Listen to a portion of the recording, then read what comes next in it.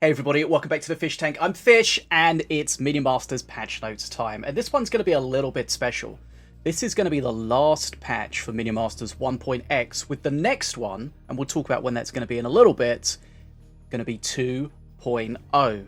Right, let's find out about what we're going to see in this. Now remember, we are in the Vanguard expansion, and this is the third and final update as part of that expansion. So this is going to be version 1.51. This is going to be dropping Thursday the 12th of October 2023.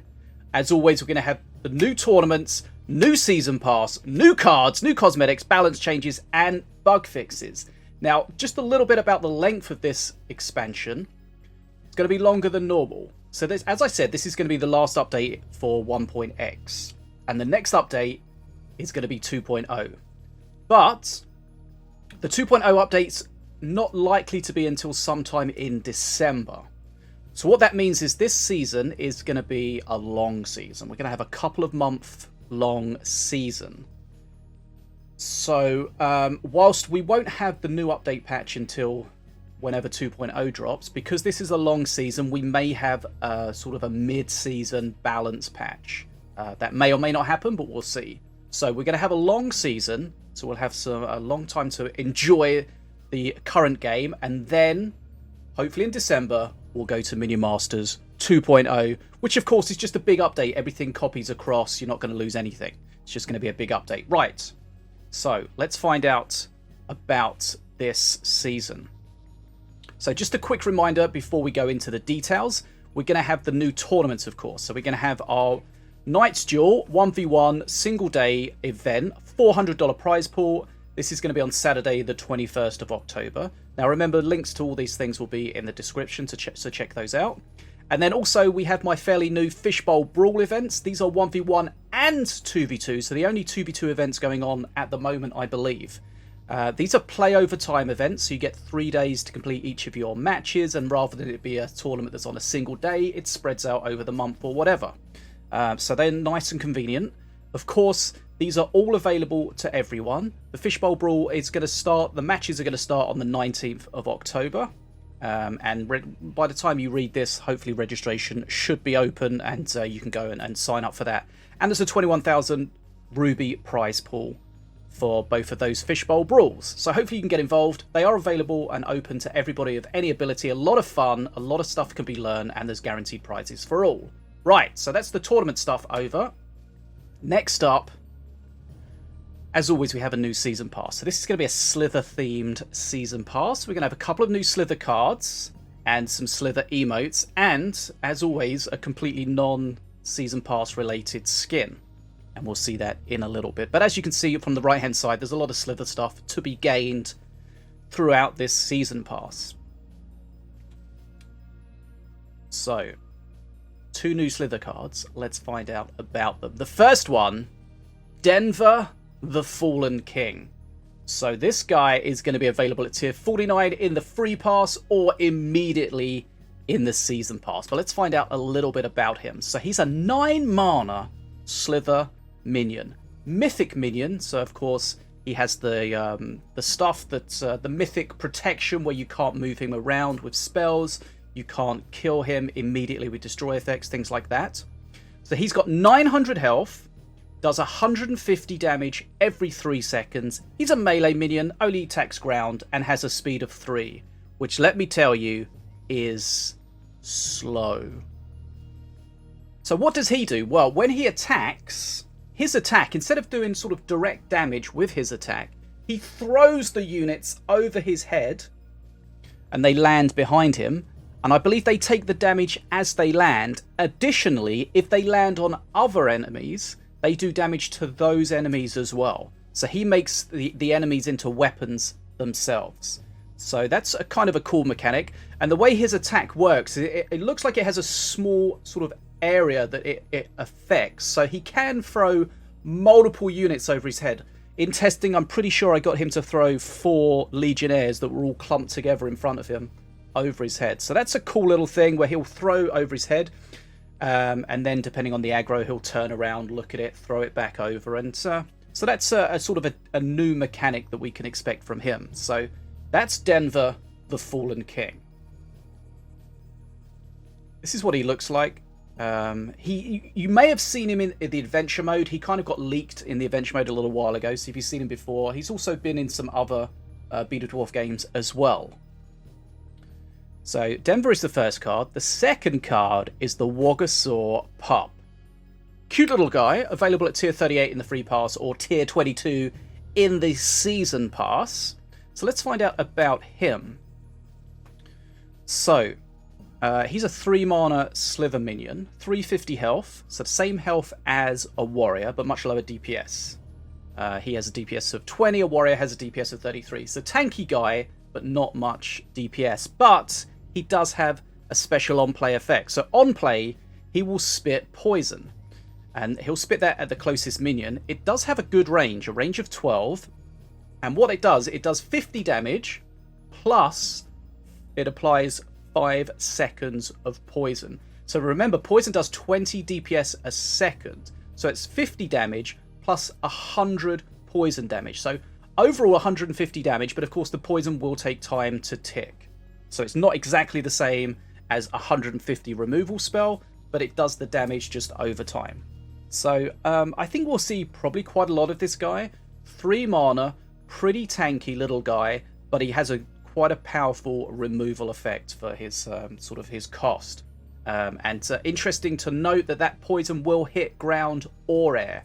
His normal attacks can only hit ground, but that spit poison is ground or air.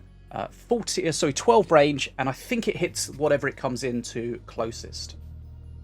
So that's the Woggosaur Pup, and that's what he looks like. Of course, it looks like a very small Slither beast from a Kinlect's Gong of Pestilence. So we kind of know now that a Kinlect's Gong of Pestilence is being held or carried by a grown-up Woggosaur. So a little bit of lore there. Right, so those are the 2 new cards. As always, we have a bunch of new cosmetics available in the Season Pass. We have a new Volco skin. Volco is a very heavily played master at the moment. I really like the look of this skin. Of course, it does look like it is a reskin of the Jade Volco, which is actually a pretty old skin, if I remember correctly. But I think this one looks awesome with the lighting effects as well. Really liking the look of this and looking forward to getting my hands on this guy. And then we have the standard avatars for Denver, for the Woggosaur Pup, and the new emote. This one, Denver is afraid. I don't know what he's afraid of, but he is scared. Right, so those are the new cosmetics. As always, balance. Balance changes. Now, remember, if you've been paying attention to my meta videos that I've been doing for the last sort of 3 or 4 months, we have a good idea of what is strong and what isn't in terms of masters as well as cards. So let's see what happens with regards to what's being balanced. So King Puff, kind of a bit of an underplayed master. He's getting a perk 2 buff. So perk 2 are the royal gifts, where you get the little puffs to pick up stuff like rage or spirit or whatever. So the cooldown's going down from 22 to 20 seconds. You get more of them over the game. Pickup radius is going up from 2 to 4, and the effect radius is going up from 4 to 8. So you should be able to more easily pick things up and get more of a buff from them. So little buff there to King Puff. Armored Escort, of course, that got changed fairly recently. Haven't really seen much play. The number of shields it's going to give you is going to go up from 2 to 3. Remember, you can give the shields for 2 mana, or for 6 mana, you can get the shields plus the Crystal Sentry. So a double effect of that guy. Future Past, mana cost going down from 4 to 3. This is kind of undoing things that were done in the past. Future Present, mana cost going down from 9 to 8. Glenn's Brew, healing going up from 150 to 175. Remember, you cast this on a minion, it gets frozen and healed for that duration. So a bit more value from Glenn's Brew. And we'll see in a little bit how a change to this card is also going to be affecting a different card. Skeleton Crew gets an increase in the number of skeletons that you start with. So you'll get 3 instead of 2. It still has the Accursed trigger to give you 3 more. A little bit of a sideways buff there for APEP. Zealots of the Burning Fist. So they used to be 6 mana, they went up to 7, I think, and they stopped getting played, getting a bit of a damage increase from 70 to 80. Now remember, you get 2 of them, so that's kind of almost like a double buff. And if you spawn them together on something, they can do their double attack, so they can now sort of single target, double execute things like an assassin or a legionnaire, which previously they couldn't. So they'll be trading a little bit better than they were before. Right, next up we have rebalances. So rebalances are things that are changed a lot or changed in multiple ways. That could be a buff, could be a nerf, or just things that are changed in ways that I don't know where they should be. Right, so a big change coming up for Wrecked. So Wrecked is going to go from a cycle-based master to a timer-based master. So instead of cards being added to the deck as perks, they're added after a certain amount of time. So this is a change we've seen a lot with Diona and Apep and so on and so forth. So one of the offshoots of the fact is being timer is you no longer have the deck building restriction where you want to keep the deck cheap to cycle as quickly as possible.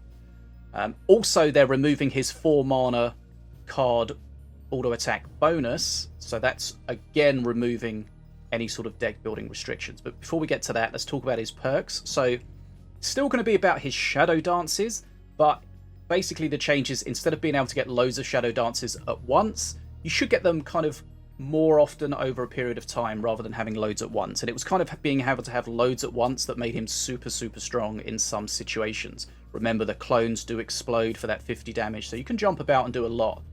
So perk 1, you get a shadow dance every 20 seconds. Now that 20 seconds starts when you use the last one, so you can't save them up at all. You just have one at a time. Perk 2 reduces the cooldown, so you get that every 15 seconds. Perk 3, every time you use the Shadow Dance, you get a 1-punch blast. So 1-punch blast is the same as it was before, although now it'll only do 50% damage to Master Tower. But you should be able to get it more often. So, and one thing to note is the 1-punch blast is discarded when Wrecked returns to the tower, so you can't use it as a defensive tool directly from the tower. You can jump next to your tower and then use it, but not directly from the tower. So, as I mentioned before, he is having the 4+ mana bonus removed, but to make up for that, his attack cooldown is being buffed just the baseline from 1 second to 0.75 seconds. So that will affect his clone, his master, his just wherever he is. Okay, so those are the changes to Wrecked. Wrecked, if we look, especially mentioned in my meta video again, if you look at the leaderboard, you'll see Wrecked is generally very strong in solos, very weak in duos. So this is hopefully designed in some way to make him less dominant in solos, but better in duos. Right, so some big changes there to Wrecked. Next up, we have the Caber Tosser. So remember the Caber Tosser, previously when he got Revelry, he got a new Caber to throw, which was super strong because it did so much damage and it was quite easy to activate. So the change now is the Caber Tosser will only get 1 Caber. I kind of like this because I see so many times where people spawn him and waste the Caber because they know they're just going to get more. Whereas now you have to be more astute about when and where you use it because you're only going to get 1. So Revelry, he loses the extra Caber, but the Revelry gives him Rage and Slow to nearby enemies. So the Slow to nearby enemies is kind of like the Troubadour's Revelry.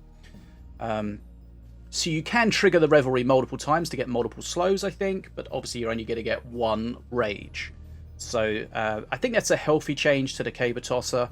Very strong, especially when wildcarded, as always. And one thing to note, I don't know if previously it could or it couldn't, but the Caber will now be able to get Rage. So if you do Rage him before he throws his Caber, then the Caber will do that extra damage.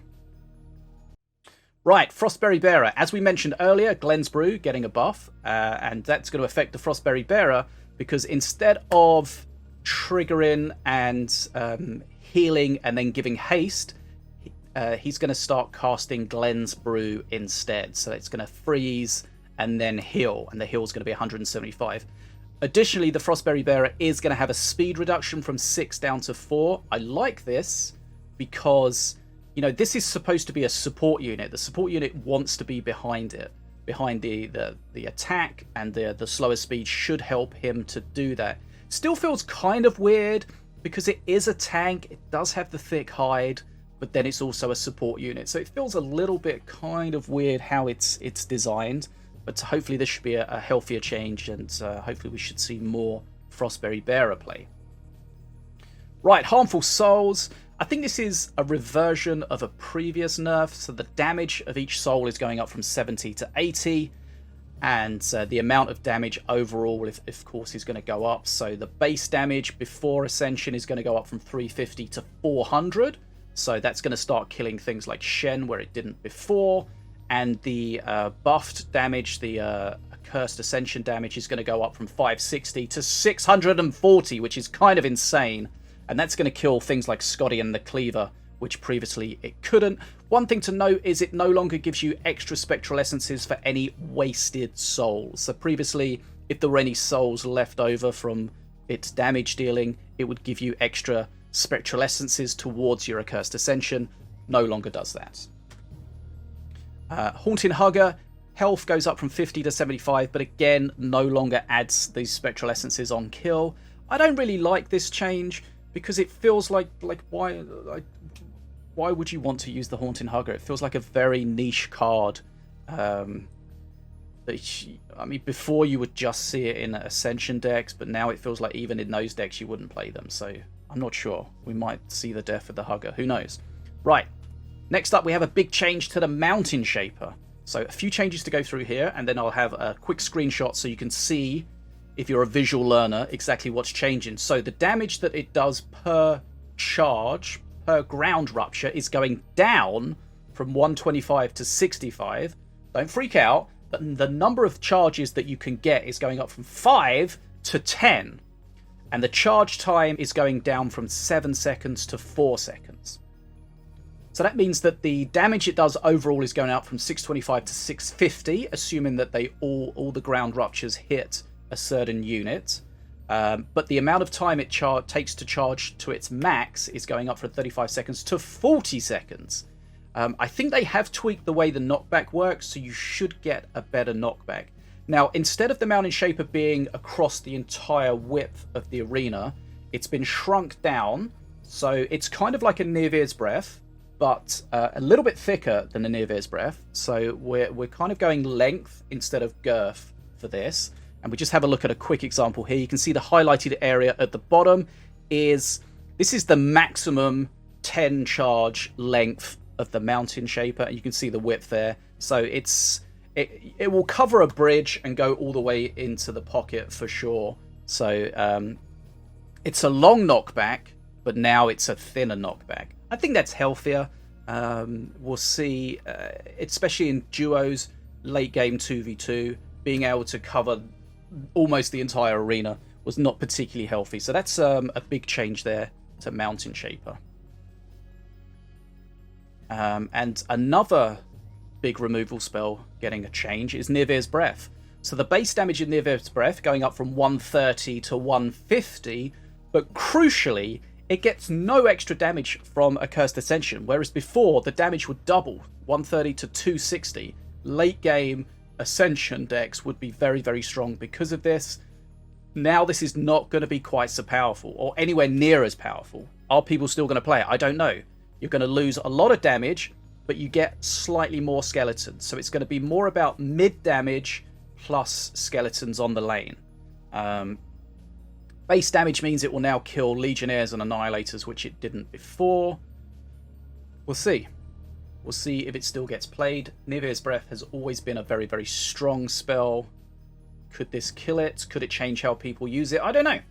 But we'll find out. But one thing we need to pay attention to is if a lot of these big removal spells are getting changed or nerfed, then that can change the whole way that the meta can be played. Big, heavy decks can become sometimes unanswerable.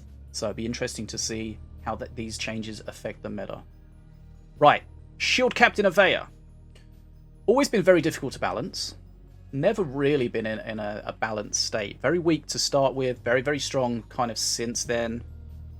So disappointing to see her quest being removed. So she was the only minion that had a quest where you had to shield 4 times and then you would get the Legionnaire. So that's been removed.